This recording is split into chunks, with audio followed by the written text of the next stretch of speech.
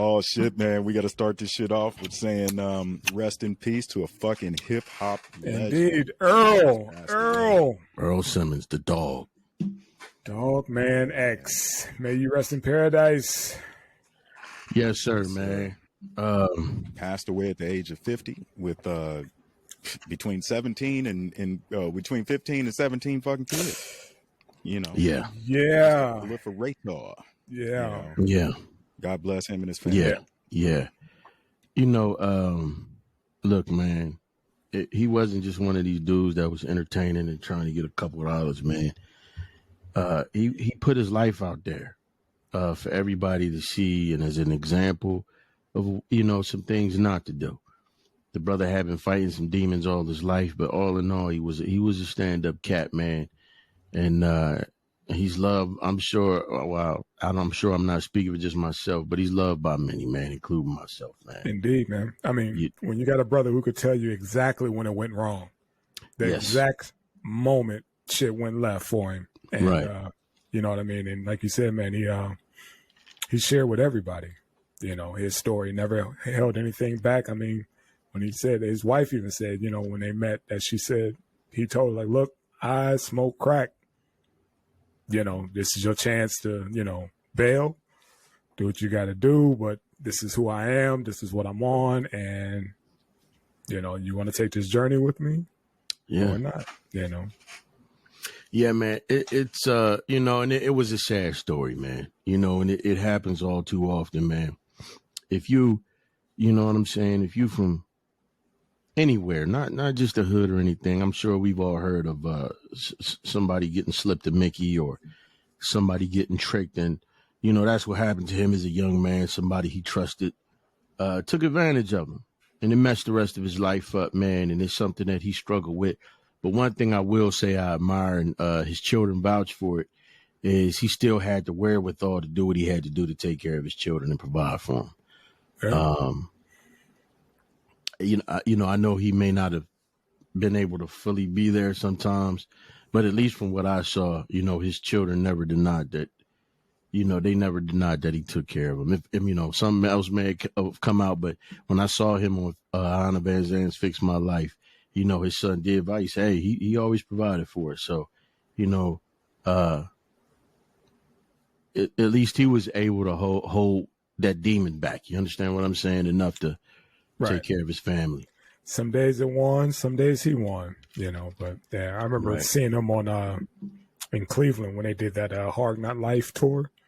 Him, Jay-Z, Redman, Meth, they all came up to Cleveland, whatever. That dude put on a show. It was on that, actually showed a clip of that on that Rough Riders documentary or whatever. They showed that clip. And yeah, man, he that dude was a performer. The backstage documentary as well. I want to say he was on that. But another thing he talked about, I mean, he may not have been on there.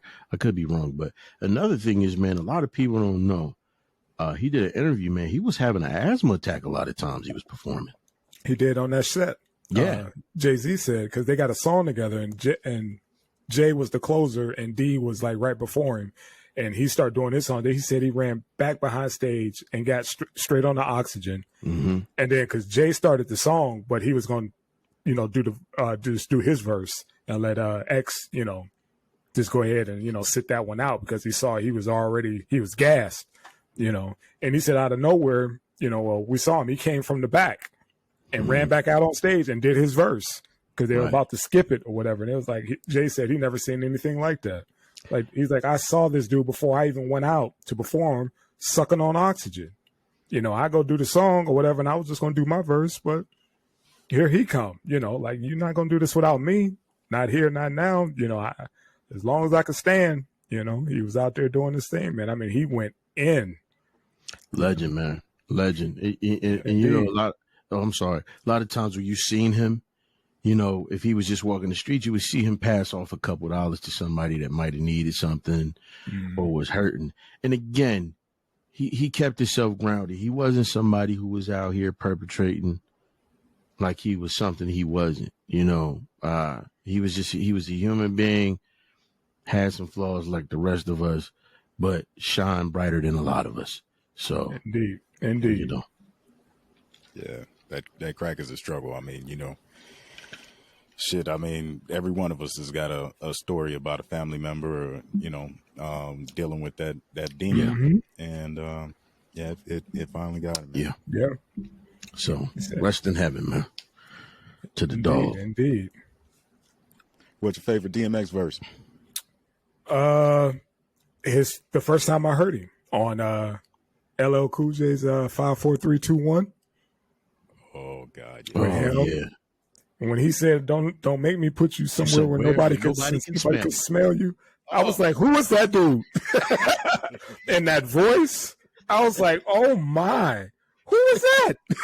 He blazed everybody on that one. I was like, "What is he talking about?" Don't make me put you somewhere where nobody can smell you. Yeah, and his cadence.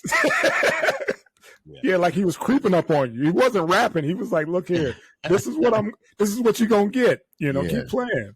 But that's the first time I seen him. Was just like, "Ooh, I like that dude." Yeah. Okay, Def Jam, y'all coming like this now? All right. But that's my favorite. My favorite verse. Yeah, that's mine too, man. And he had some legend. What's that? Ain't no other cat got love for me. Ain't no cat got love for me. Ain't no. I didn't like that, but it was hype. For my dog. If I'm going around my rubber arm all night, if I'm looking for something, it's probably a fight. If I'm going to fuck bitches, then they better be tight if I'm dead in the head. Yeah, I guess you like that one. Yeah. But my dude has so. But my favorite video was that "Get at Me, Dog" or whatever, man. That was him in the tunnel. Is you know, the lights flashing is in black and white. He's just killing it, you know. But yeah, man. Yeah. Oh yeah. Motherfucker released hood anthem after hood anthem of fucking fight music, just back to back. I mean, what did how many albums did he release? Like two in the same year? Yeah, that all went. Yeah, that all went. They all went play. He broke like every fucking record because it wasn't the first. Yeah, it's the first time. I don't think anybody has done that. Dropped 2 whole albums, mind you, man. These are moving units. This isn't streams, you know, downloads. This is physical copies, of a product or whatever. And he did it twice, full albums, in the same year. Yeah, it was. He had a run. Let me say something, man. I know the director. I met him at the American Black Film Festival in 2006. Who did that? The stop, drop, shut him down. Let me tell you something, man. All of these motherfuckers was. He's from Queens, Jamaica, Queens. His name is J. Jesse Smith. He's a film writer. And this cat on the Rough Riders documentary, this cat was fighting another director. They got into it, and the cat J. Jess whooped the shit out this motherfucker. and why it was either Y or D. They say, he said, you know, before we let the dogs fight, we let the niggas fight, you know. But that was that, you know what I'm saying? These cats, they came from something, man, you know, and it's when you know these dudes, and he was an authentic cat, man. You dude used to tell us about him. He was an authentic. These cats were some authentic dudes, man, and you know, like you said, that what was that? That was his first album, and it was Flesh of My Flesh. The song that I was just those 2 albums came out in the same year. Same year. And went fucking platinum. You know? Yeah, he was. Yeah, we definitely lost a fucking legend. Yeah, man. It's just sad because he was trying to turn it around. Yeah. You know what I mean? Coming back, he just did the verses with Snoop and all that stuff. You know, I was just hoping that you know, it would work out for him, but. Those demons, man. Like you said, you stop doing that stuff, and then you get that itch, and then you go back to it, and then you buying the same amount that you were doing when you was, you know, hitting it every day. It's the classic story, man. You know, these guys they go on a bender thinking they can still get high the same way, and it's like, dude, you know, you're 50 now. You know what I mean? You got to put some miles on that body. Yeah, Cat Williams had a famous joke about when people tend to get money, and it was in reference to Michael Jackson. You know what I'm saying? He said, you know, you get money, you know, before, you know, you gonna get as high as what you can afford. And, you know, he said, if it's a Tylenol, motherfucker, get a whole bunch of Tylenol. And I, you know, and I think that was it for my man. You know, he got a couple dollars, and it got away from him. But you know, I'm not gonna pretend to know him. I'm a fan, and you know, I wish what happened didn't, man. Is there's 17 or 18 kids that's missing the daddy.